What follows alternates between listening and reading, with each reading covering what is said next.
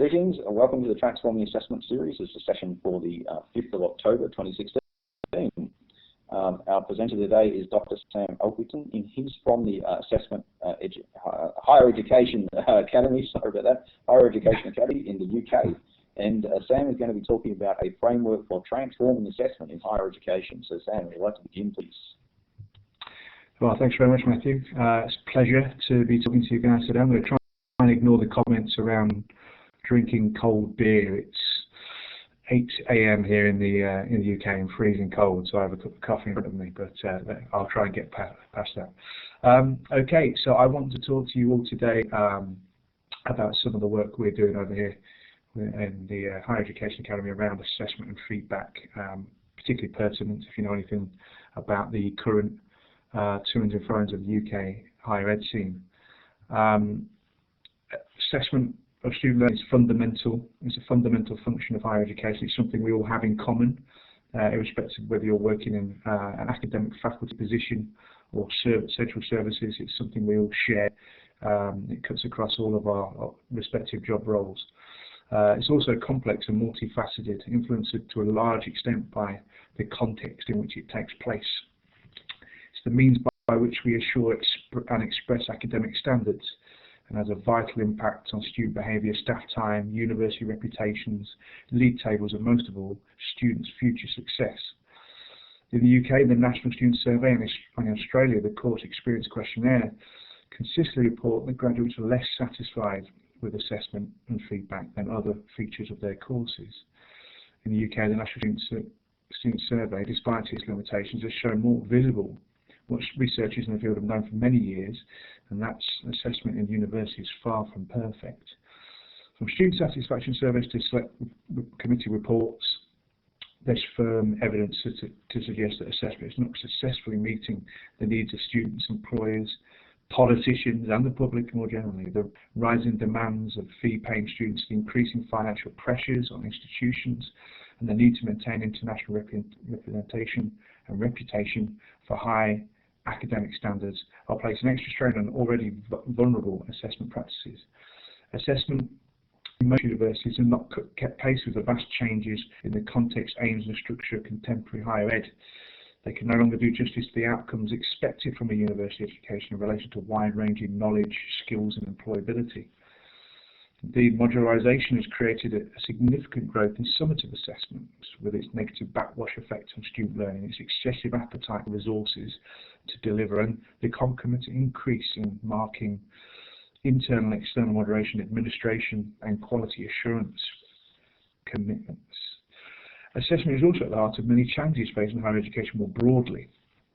A massified higher education sector where student-tutor ratios have gradually been eroded, see students remain confused about what is expected of them through their assessments and learning more broadly. Effort to make this more transparent through learning outcomes, assessment criteria and written feedback prove no substitute for student-tutor interaction. Time on task, the most important and thoroughly documented contributor to student achievement and information needed to promote student learning, has been sacrificed for the sake of covering certification. It's not surprising that students are dissatisfied with assessment and the student voice has become louder as fees increase and expectations rise. Students are also quick to note how assessment fails to meet their own needs, particularly in relation to the relevance to the world of work, as increasing numbers of students enter higher education with primary hope of finding employment. There is a pressure to ensure that assessment can at least in part mirror the demands of the workplace or lead to skills that are relevant for a range of real-world activities beyond education. But this has been largely unreflected in the reform of assessment within many disciplines internationally. Perhaps more importantly, the integrity of academic standards is at risk, as web technologies may facilitate plagiarism, retention imperatives have the potential to impinge on academic decision-making. Fees rise, and students' expectations with them. An expanding offering of measures seeking to apply reasonable adjustments in a growing and diversified set of institutions makes comparability of standards increasingly difficult. UK and Australian higher education sectors have enjoyed an excellent international representation based on its academic standards. But at home, the issue of standards is both fudged and challenged. The way we communicate student achievement in the world through degree classification is under strain as an overwhelming proportion of students gain the same upper second class award as standard.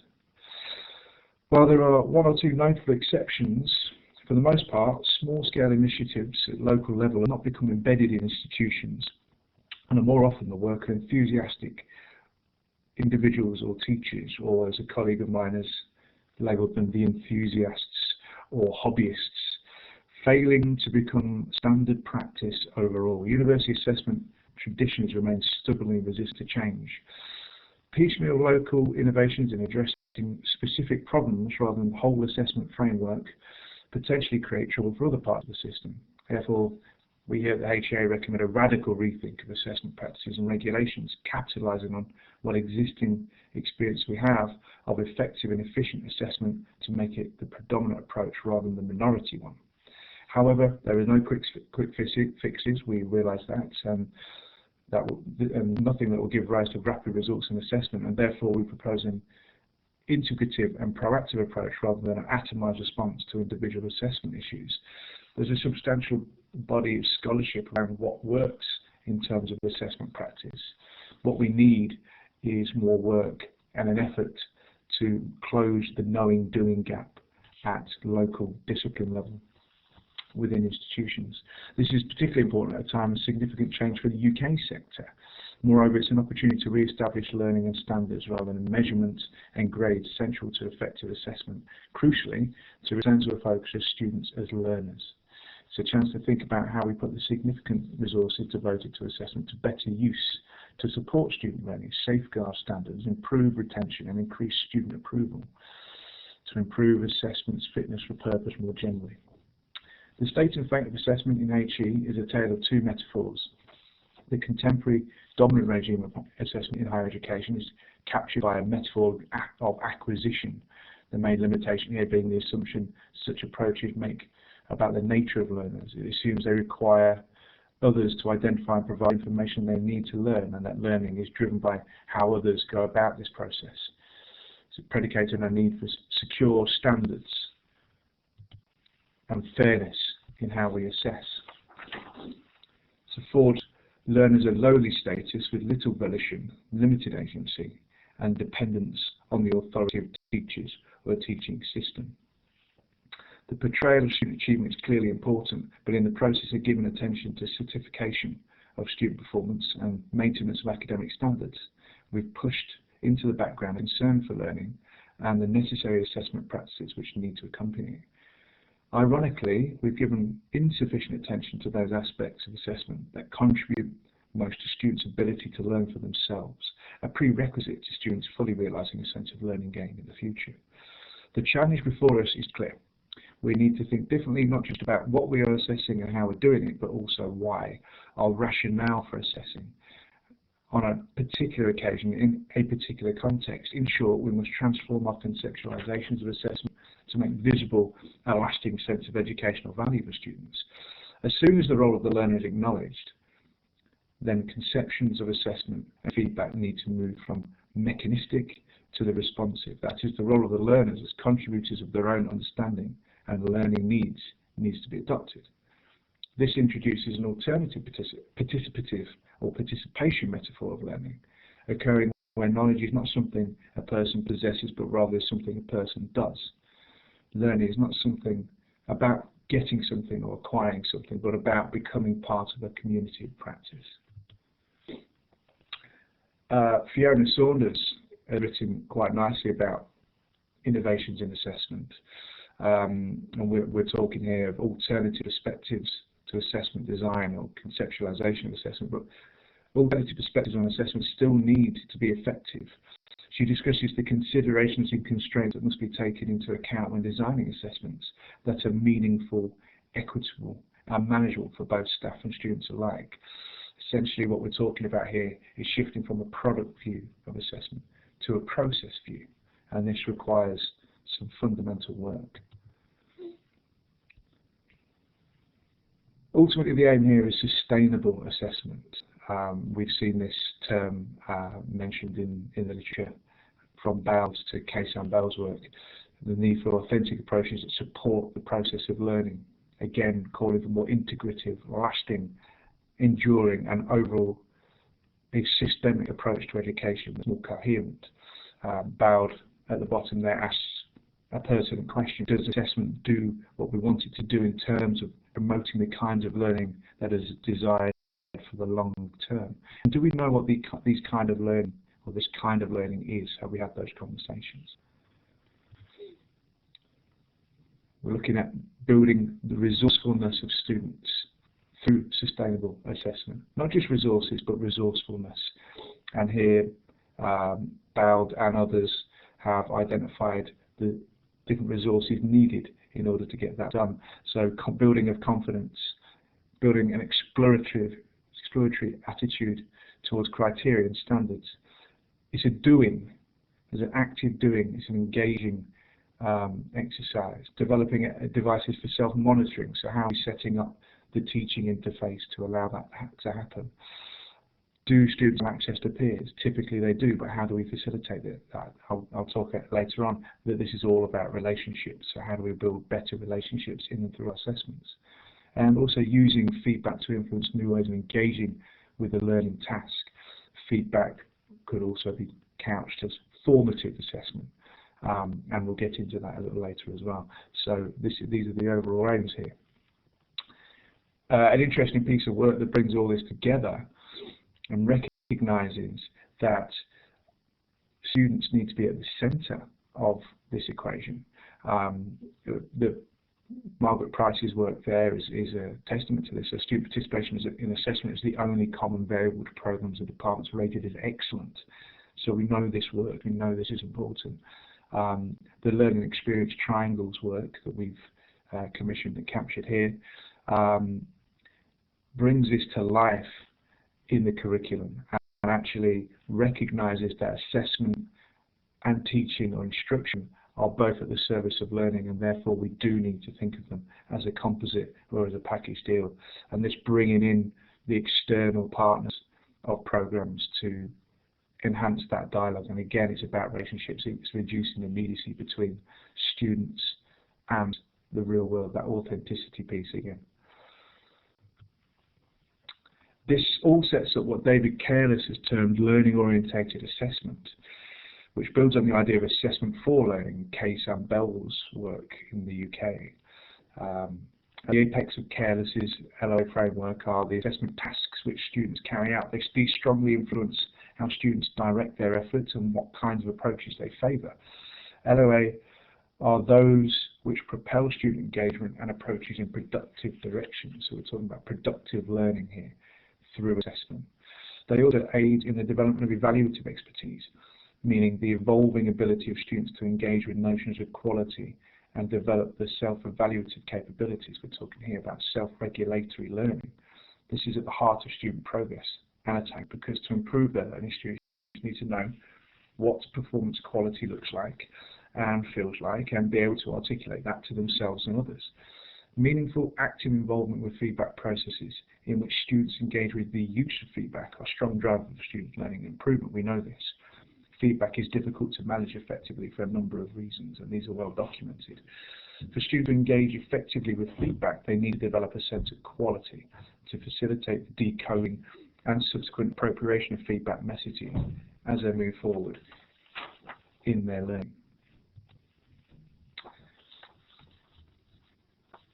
Furthermore, assessment tells students what is valued and what they need to do to be successful in their studies. For this reason, it can be a major factor in the exclusion and attrition of students, so the cost of unsophisticated practice can be high.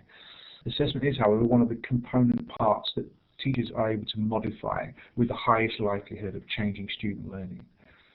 The realisation of more sophisticated assessment practice in HE therefore requires a serious reconsideration of the three core components of assessment feedback identified here, those being innovative or alternative approaches to assessment, feedback, and self and peer assessment. Here, Paul Byman's work on negotiating assessment is a wonderful example of that notion of sophistication. He through this work suggests assessment should operate and be perceived as an integral part of the learning process rather than a bolt-on to the process, the assessment process or learning process. And this particular piece of work is predicated within the Institute of Performing Arts here in the UK in Liverpool. And students on this programme, which is interdisciplinary in the arts, allow students choice and opportunity to negotiate how they were assessed in a more authentic way that represented how they wanted, how they saw their trajectory in terms of career development, personal development, but also in terms of what they were working on at that particular time. So the form and content and implementation of assessment process should be commensurable with discourse and practices of the field that students are working within. And here, particularly in this work, students are positioned as agents in their own assessment rather than objects of assessment. So assessment isn't done to them. They're involved in shaping not just the what, but the how and the why. I'm now going to talk about, or move on to highlight some of the benefits of fundamental change moving towards sophisticated assessment brings, and why they are worth the efforts given the inevitable consequent disruption. But I wanted to offer some reflective questions at this stage. This is not, these are for you to reflect on now, maybe run through again after the session's finished, but these are more kind of self-reflective questions for you to, or touch points for you to look at in due course. So to what extent should assessments be related to real life applications of your discipline, for example? Give that some thought. Should assessment tasks be mainly individual, facilitate the award of a fair grade, or is there a case for alternative forms of assessment? What kinds of assessment manage the challenge of double duty well? So we still have to certificate and standardise student performance, but that we're also in the game of student learning development here. So how do we, that's the double duty, what Bell calls the double duty, so how do we reconcile that? So these are questions that we ask when we're doing our work through assessment, and therefore I put to you as a reflective tool moving forward. So a case for change. What are some of the benefits here of thinking differently about how we assess in higher education? Well, there's the improved student learning development likely to come off the back end of it. The most significant benefit to come from this shaping is that of student learning. If assessment shapes what students study, when they study, how much work they do, and the approach they take to their learning, consequently assessment design is influential in determining the quality and amount of learning achieved by students. And if we wish to improve student learning, improving assessment should be our starting point. A feature of modern modular course structures is that the majority of assignments are summative in function, assessment of learning, which may lead to students taking strategic approaches to the studies, potentially limiting their broader learning and independent thinking.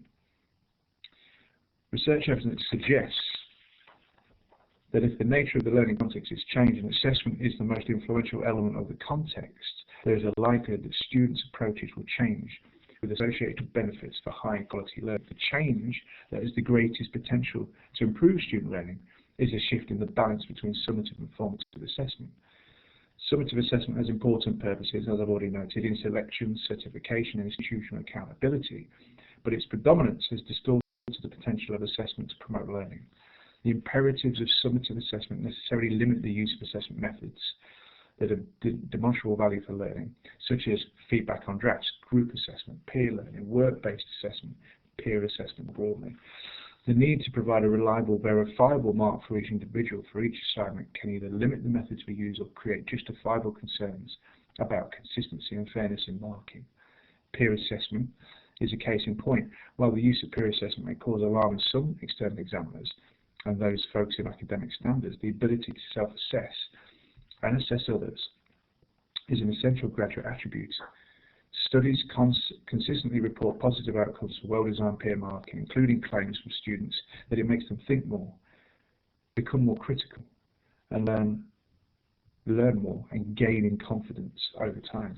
A shift in the balance of summative and formative assessment towards the latter provides a scope to use a more valid and effective range of assessment tools. Assessment for learning is designed to be formative, and diagnostic, providing information about student achievement to both teachers and learners, which allows teaching and learning activities to respond to the needs of the learner and recognises the huge benefit that ongoing dialogic feedback processes can have on student-learner development. This benefit is enhanced where feedback is embedded in day-to-day learning activities. The learning benefits or the learning gain of well-designed assessment are also found when students are involved in assessment using feedback, peer assessment, and self-monitoring of progress as moments of learning in themselves. Students come to have a better understanding of the subject matter, their own learning, through their close involvement with assessment and assessment criteria. Assessment and feedback activities of this nature do not just contribute to learning at university, but develops learning and evaluative skills essential for employment and lifelong learning. We've also the notable benefit of increased student satisfaction. Radical reform to assessment should also be considered in light of the expectation to gain student participation in quality enhancement and quality assurance, and to deliver increased transparency through the provision of information on how programs are performing. In particular, while many universities have taken action to improve their students' experience, the NSS in the UK, the NSS scores in the UK for assessment and feedback have only made small gains, whilst the relationship between change practice in NSS scores is likely to be complex and gradual. There has only ever been, for example, a small change, so 1 to 3% improvement assessment and feedback scores in the NSS over the last number of years. It's not surprising given the complex nature of most assessment and the limited time staff have to devote to marking and feedback. Research is increasingly demonstrating the importance of student-tutor dialogue in both understanding assessment expectations and being able to make use of feedback effectively. Sadly, evidence suggests that replacing this dialogue with greater guidance and more detailed written feedback creates extra work for staff, yet may have limited influence on learning and achievement. In addition, it is well recognised that students may have particular expectations of feedback as written comments on their assignments, rather than students realising that feedback on their learning can take a number of forms, whether that be written, audio, in tutorials or seminars, and be delivered in a range of ways, whether that be individual or small groups, even in large lecture classes. So improving student satisfaction with assessment needs to be addressed in a different way. We're referring here to the now established notion of assessment literacy, something that we need to enhance through our practice. Assessment literacy, as it's considered here, encompasses an appreciation of the relationship between assessment and learning, a conceptual and theoretical understanding of assessment practice, understanding the nature and meaning of assessment criteria and standards, skills in self and peer assessment, familiarity with new and established assessment techniques, and the ability to select and apply appropriate approaches to assessment tasks, and understanding of attribution and plagiarism is also key. Such improvement is dependent on better and more inclusive assessment methods and practices that promote student-tutor and student-student dialogue, and that consider carefully how students can come to understand the tacit expectations of the students, providing feedback at a time and in a way that students can learn from it and use it in their future work. Program level outcomes generally require complex learning, benefiting from integrated assessment and feedback delivered over time. That's a crucial point. Such outcomes are not well served by multiple narrow assessments and examinations in short modules, and the associated lack of validity in assessment encourages a focus on marks, engendering a surface approach to learning. Students should experience assessment as a valid measure of their program outcomes using authentic assessment methods, which are both intrinsically worthwhile and useful in their future employability. Individual teachers can solve few assessment problems at the module level. Program level solutions are really necessary. We're also looking at improved value added by maximising the resources for learning if we're going to truly reconsider assessment in this way. So assessment is resource heavy in the modern higher education institution. Transforming assessment policy and practice can bring cost savings in administration and quality assurance. These savings are generated by reducing summative assessment, as we've discussed, improving failure rates and retention, and reducing instances of malpractice, non-submissions, complaints and appeals. It's important to note that most quality assurance and other procedures make demands on staff times too, without any attentive or attendant benefit for student learning. Students can be taught in larger groups, but each assignment or exam script still requires individual attention. This imbalance is exacerbated by modular structures. A shift from summative to formative assessment can reduce the costs involved in processing student work and assessment records. But poor experiences of assessment and lack of feedback early on in programs is associated with failure and high student attrition rates. We know this. In addition, where programs plan for more formative assessment and formative feedback, there's a better chance that greater proportion of students pass modules in their first attempt at a higher level, thereby saving staff time in relation to extra demands for extra support around receipts, appeals and complaints. Overall, a radical review of assessment can bring cost savings and better use of teaching resources. That's the key message here. We're also looking at benefits for inclusive assessment, as I've already discussed. Assessment takes on important roles in supporting and enabling all students to take full part in their learning and to successfully demonstrate their achievements as a consequence. This requires a more open-minded consideration of the how and why of assessment, particularly how it relates to program learning outcomes and not just at modular level. I want to talk a little bit now about this notion of fit for purpose and assessment for a 21st century education. There's a perception, particularly among employers, that higher education is not always providing graduates the skills and attributes they require to deal successfully with a complex and rapidly changing world. A world that needs graduates to be creative, capable of learning independently, take risks, knowledgeable about the work environment, flexible and responsible in work practices. While we might argue with this view about shortcomings of higher education, we can certainly improve the means by which assessment fosters and encourages those qualities in our graduates.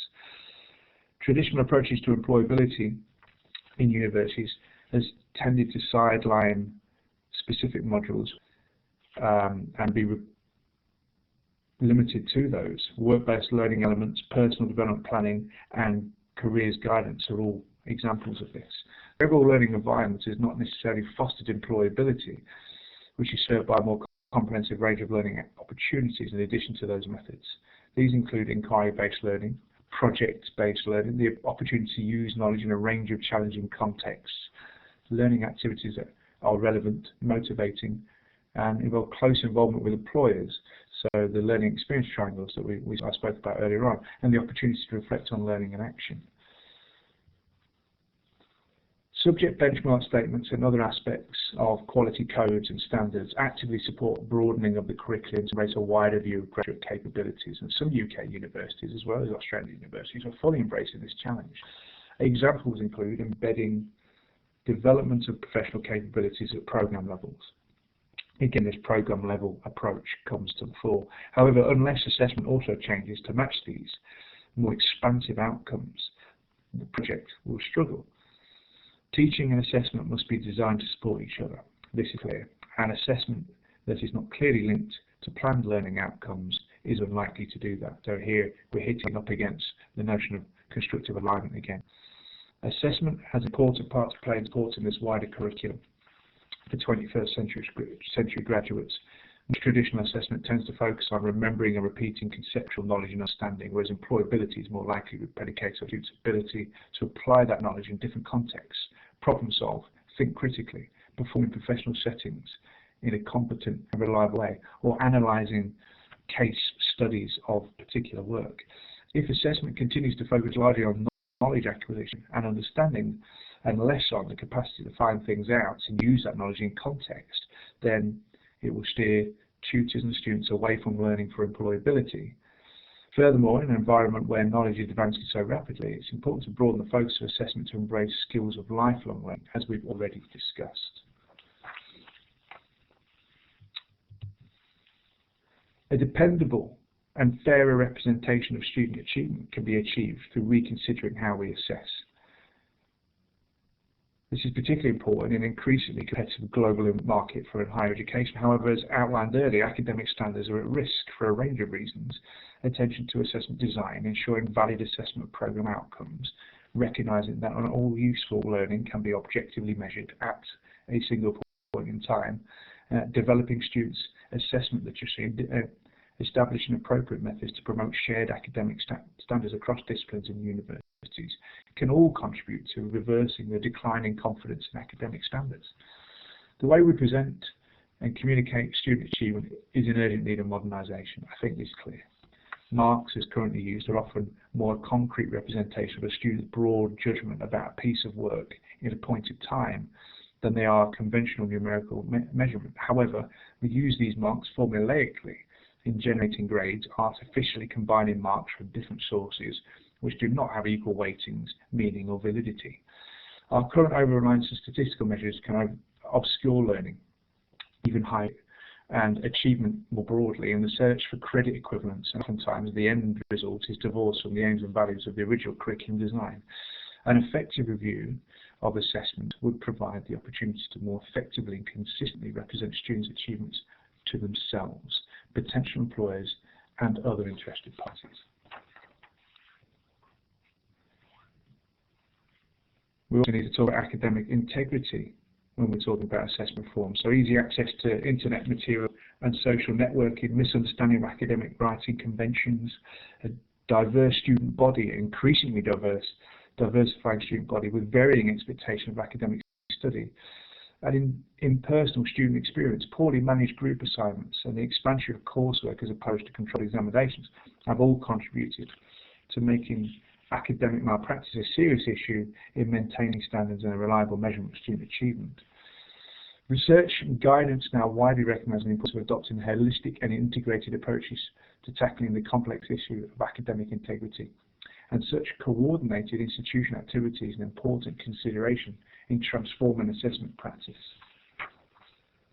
A really nice example of re-imaging, I guess, or taking a more holistic approach to assessment is the notion of patchwork assessment. As you can see here, it's something that HEA have recently invested in and commissioned a practice guide, which is available on our website. This is a really interesting concept.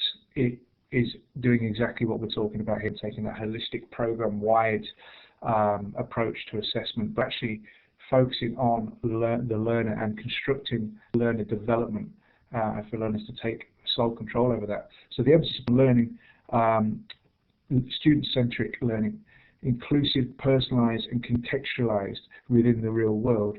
So the examples that you'll come across on the website are, for example, in nurse education and embedded within that social world. Patchwork assessment processes require continuous justification throughout, therefore developing skills in synthesis and reflection as part of an integrative learning process. So this is really interesting, and Winter's work, so thank you, Matt, for the link there, is really quite interesting in response to the challenge of how we bring this notion of learning game to life and really think about assessment in composite ways.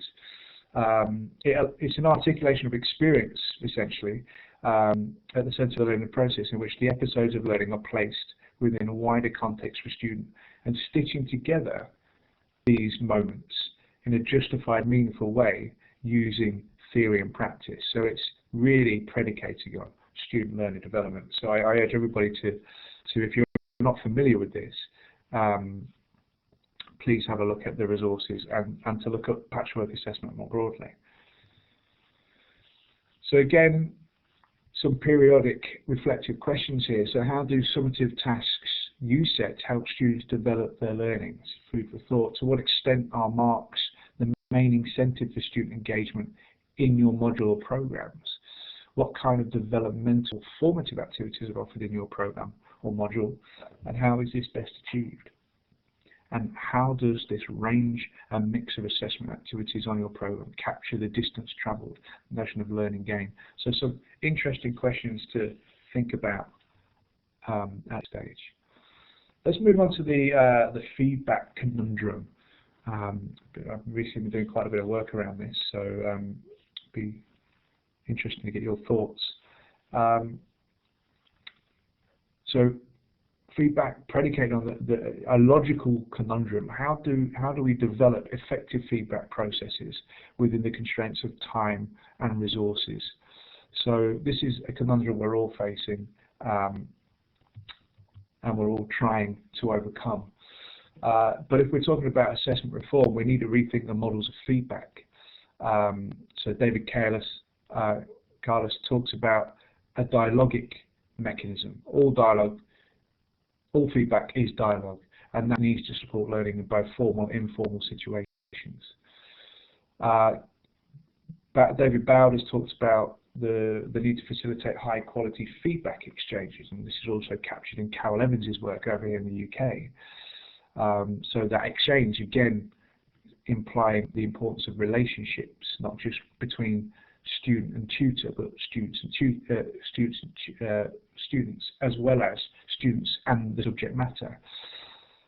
There's an active component again to this, so students need to take active ownership over this dialogue and the feedback that's being offered.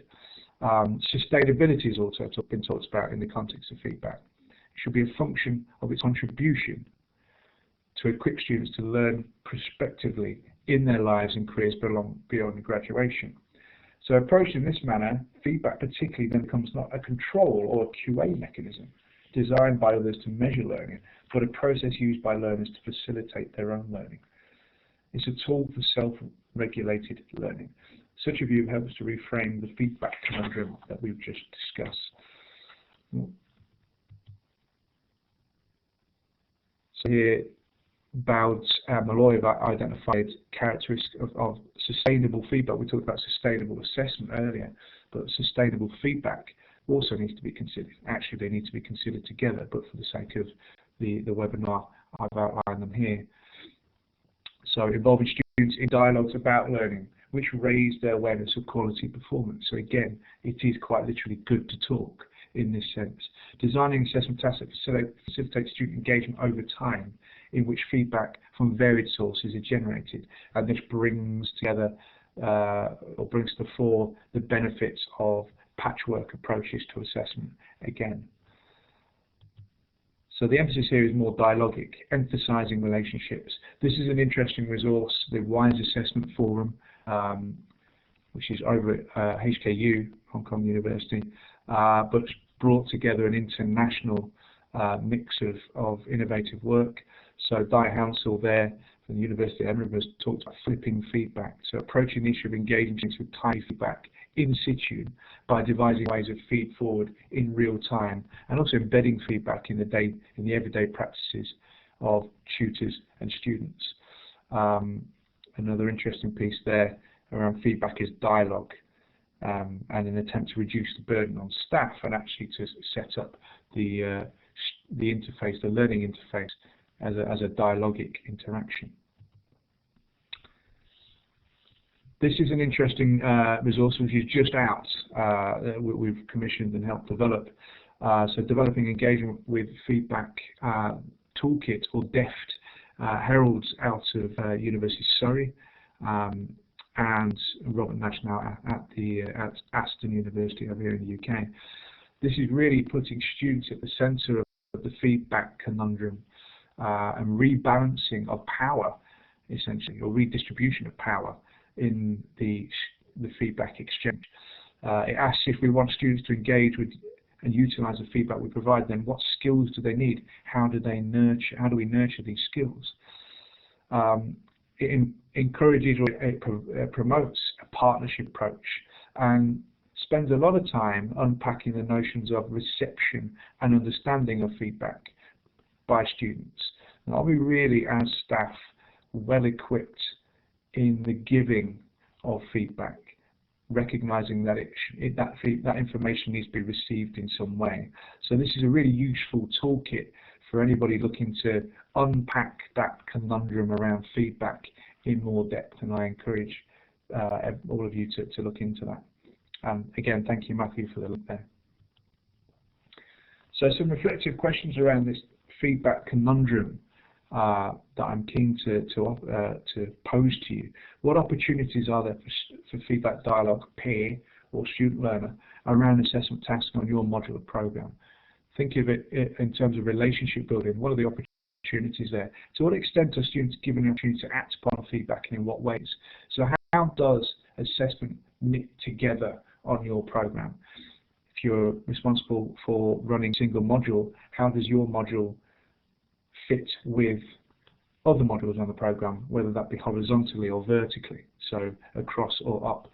What kind of teacher feedback do you provide, and in what ways does it help learners self-assess and self-correct? Do you know that? Do you have that information? Do you know what your students do with the information?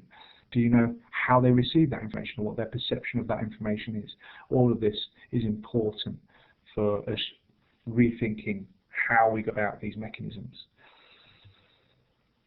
So we're working our way around what is the transforming assessment in higher education framework that we have here at the Higher Education Academy. We've talked about the three component parts there: the innovative assessment, feedback practices, and self and peer assessment at the core. And I'm now going to touch on the 6 tenets that revolve around those 3 pillars at the centre. So the first, assessment for learning, has already been mooted. Okay, well, this has been consistent through my discussion. So the debate on standards needs to focus on how standards of learning can be achieved through assessment. So reducing the immediacy between teaching and assessment, learning being the key driver there, focusing on learning excellence as opposed to anything else. So some key points here: formative assessment is a key part of assessment for learning. It's been shown to be extremely useful in promoting high quality learning and high impact teaching. Truly formative assessment provides students with opportunities for preparation and practice before they are summatively assessed. It helps them understand what is expected, track their progress, and take action to improve. Assessment within programs should be planned to support progression of learning, as well as accreditation of learning. That's a key point. Learning is fostered best by well thought out assessments with an emphasis on authentic and complex tasks. A4L, or Assessment for Learning, provides useful information about effectiveness of teaching methods. This is also crucial. So it's feedback to us on the effectiveness of our own instructional techniques and practices. Tenet 2, ensuring assessment is fit for purpose. We've already talked about this. When it comes to the assessment of learning, we need to move beyond systems focus on marks and grades towards more valid assessment of achievement of intended program learning outcomes. So modular assessment methods encourage students to focus on gaining marks for assignment and exams rather than developing a coherent understanding of the overall subject matter or professional learning at all. Assessment should be designed to enable students to demonstrate that what they've achieved in relation to learning outcomes. This is assessment validity. It is difficult to represent complex performances with a single grade or percentage mark, for example. This is the fallacy of the system. In a program, there is likely to be need for a balance between assessments that focus primarily on validity, however, and those that can be reliably assessed. So again, for balance. Other key features of promoting fitness for purpose in assessment are the use of integrative assignments such as capstone tasks or patchwork assessment activities, which involve the use of learning from across the program. So again, this notion of learning gain, how do students know the distance travelled and where and how they've learnt the skills and knowledge that we intend. Recognising that assessment lacks provision is another tenet. So expert academic judgment in assessing student work is complex and it's holistic, which draws on accumulated understanding and expertise to determine suitable standards. It's extremely difficult to convey these standards to novices. Tutors may not be conscious of all the influences on their own expert decision making. Assessment criteria are provided to make standards more transparent to students, but the nuances and complexity of academic judgment cannot be fully expressed in a list of criteria or marking schemes. They cannot capture all of the different aspects of quality or learning. More active methods are needed to help students grasp the necessary standards, and students should be encouraged to recognise assessment criteria as a guide rather than specification. This leads on to the fourth tenet, so developing standards in communities. Fairness and transparency around standards in academic work can only be obtained when staff and students have regular opportunities to develop a shared understanding of relevant standards, such as the assessment criteria that will be used to mark a piece of work. Sharing standards within disciplinary communities of practice should happen at different points in the assessment cycle and at different course levels. So it shouldn't just be a level third year module, it shouldn't just be a one-stop shop or a single isolated incident. It should be a continuous conversation. And this leads to this leads to tenet 5, bringing to the fore this notion of assessment literacy, but at the point of course design. So assessment literacy encompasses an appreciation of all the elements we've discussed. Developing assessment literacy is an iterative process and should be embedded in course design and documentation. If we're going to be serious about these things, we need to formalise and legitimise these and encourage an incremental approach to its development.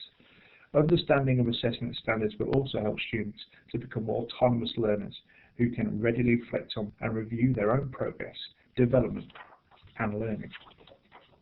Finally, tenet 6, ensuring professional judgments are reliable. Achieving institutional and disciplinary consistency in standards is difficult and dynamic. Statements of standards are subject to individual interpretation influenced by previous experience, industry knowledge, for example.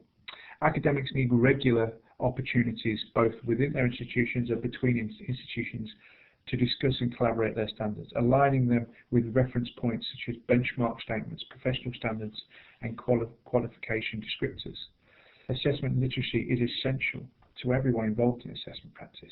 Assessment matters should be discussed regularly in appropriate institutional departmental fora and form a key part of academic induction.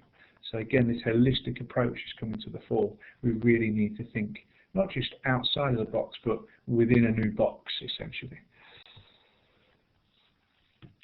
So taking this more broadly and looking at the outer ring of the framework as it's set out here, there's a wider perspective. It identifies some key considerations that institutions need to address in order to support and manage successful transformation to a different model of assessment. The shift outlined here requires a cultural shift in beliefs about the purpose and nature of assessment in higher education, and this is most likely to be achieved, we believe, with a well-planned, well-managed strategy. So let's talk through some of these in turn. So institutional leadership and strategy, this is a key principle and a key point moving forward. The most important factor in successful implementation of changes in assessment will be committed at leadership level. Given that assessment permeates many areas of institutional life, the leader or leaders will need to understand its complexity to be able to live with a level of ambiguity around its practice and not be averse to a certain level of risk. The high-stakes nature of assessment for individual students and institutional representation and reputation means that it can generate anxieties regarding quality assurance and potential negativity. We're all aware of this. We live and breathe this on a day-to-day basis. An important step in preparing for transformative change in assessment is to ensure that it's clearly signalled in the relevant institutional strategies. Embedding assessment enhancement in your learning and teaching strategy is clearly essential, but it may also be relevant for inclusion in widening participation, retention, employability, technology-enhanced learning strategies, for example, where they exist. In relation to that, if technology is driven by administrative efficiencies, it may act to restrict assessment methods to those which are easily carried out or submitted online, which may contradict other efforts to develop assessment for learning employability. Students have a key part in this. Students need to have an active part in this moving forwards. Students have an important role to play in the success of any transformation. Students should be clearly informed about assessment safeguards, such as second marking, moderation, external examination. They should be involved in the dialogue around academic standards. While it's important to build assessment literacy into the curriculum, there's also good examples of university students' unions working with their institutions to promote better assessment. So again, taking a whole institution approach and a holistic approach to reform. Such schemes have involved unions in the education of students about assessment, researching student views on assessment and feedback, joint assessment committees, and campaigning to improve departmental and institutional assessment practice. I'm sure many of this happens already in many of your institutions. In order to develop this type of strong partnership with students engagement processes at course, departmental and institution level will need to be enhanced, that's for sure. We've talked about the resources and workload management, rebalancing and rethinking the how and the why actually has tangible benefits on the resources that we invest. So I want to talk a little bit around the bottom one there, as this has come out recently. So we held the National Assessment Summit here in York in May. One of the key emergent themes or challenges or priorities for assessment reform was around the use of technology-enhanced approaches. So I just want to spend a little bit of time talking about that just now. So effective use of information systems and learning technologies is a precursor to changing assessment policy and practice, efficiencies in staff time, and a better experience for students.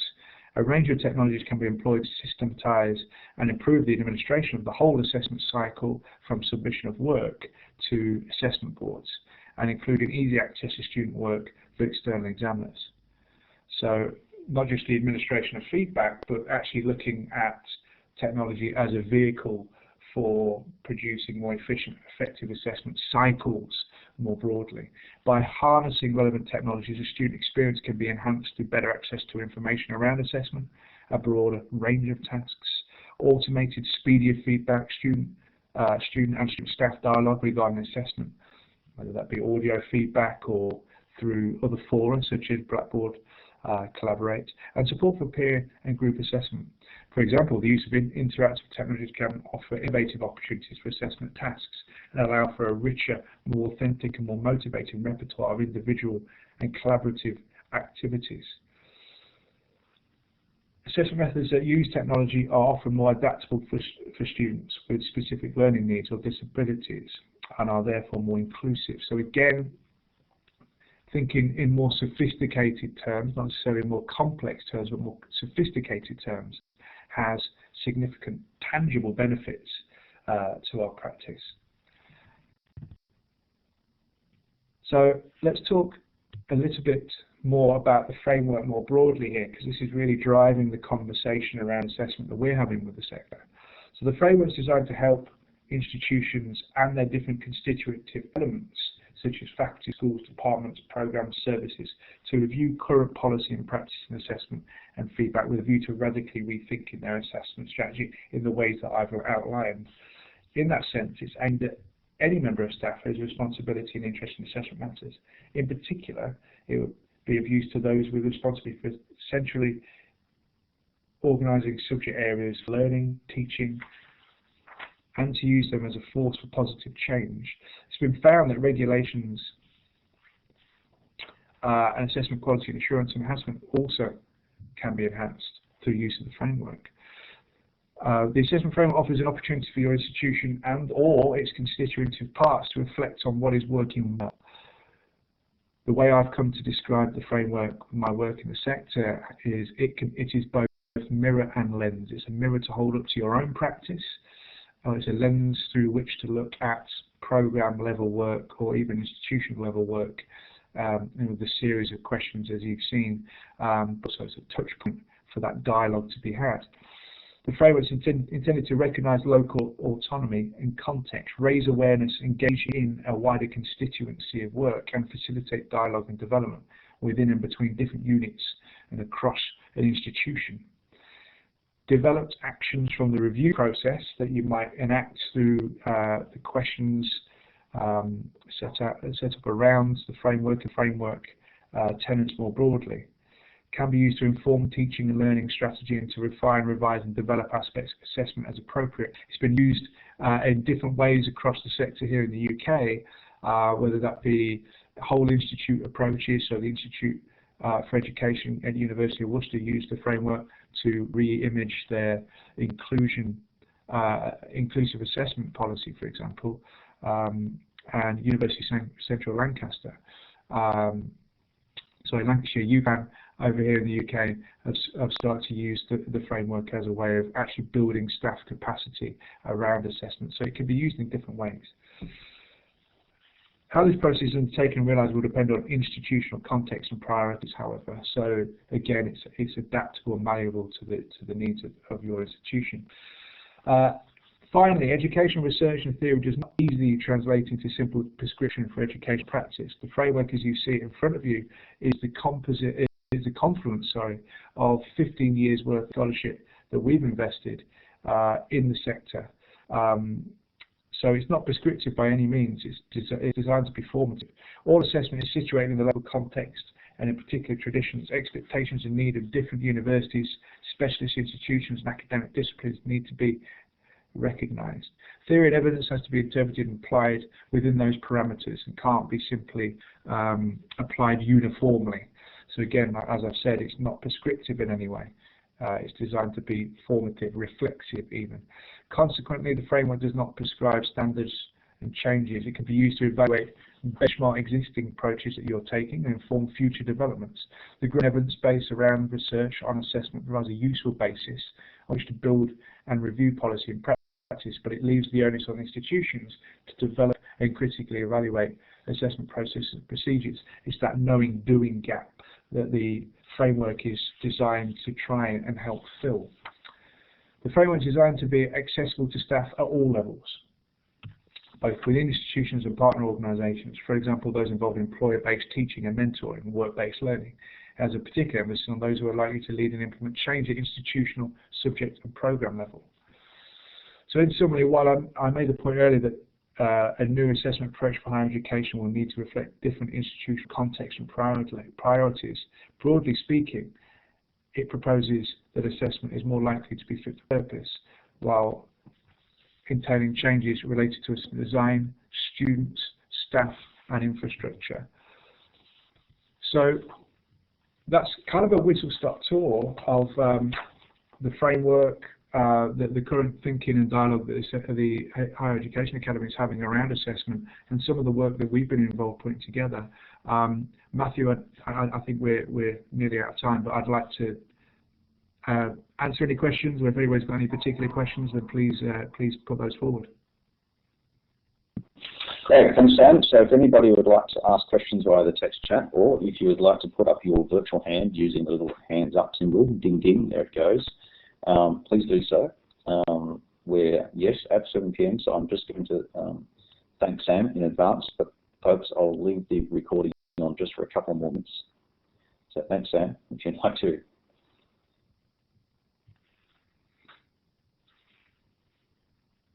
you'd like to take questions.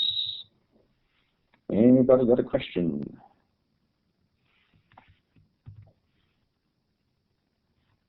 Looking down the list there, a couple of people typing into the text chats. Okay. Yeah, it's 7 p.m, so I think 7 p.m. here, so I'm thinking people are probably need to be heading off. So thanks again, Sam. I'm going to stop the recording, and hopefully we'll be. Oh, there's one. Abigail, would you like to press the talk button? You'll be able to speak to your question. Oh, sorry. I was just going to clap my hands. I thought that was the clapping hands icon to say thank you very much. No worries. Thank you. That's great.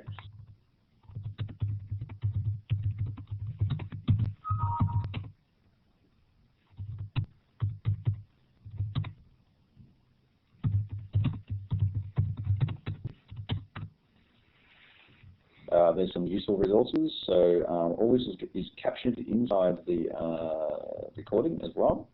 And just finally, before everybody disappears, there is a feedback form. We'd love everybody to fill in. I'm going to paste that in here, text chat. It's a live link. So everybody can fill in feedback. That would be wonderful before you went.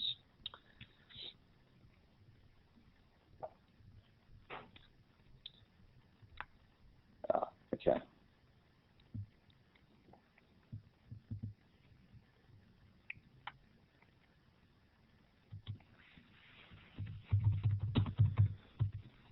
Sam. Yeah, I can see your notice there. We haven't had any audio questions, so no worries.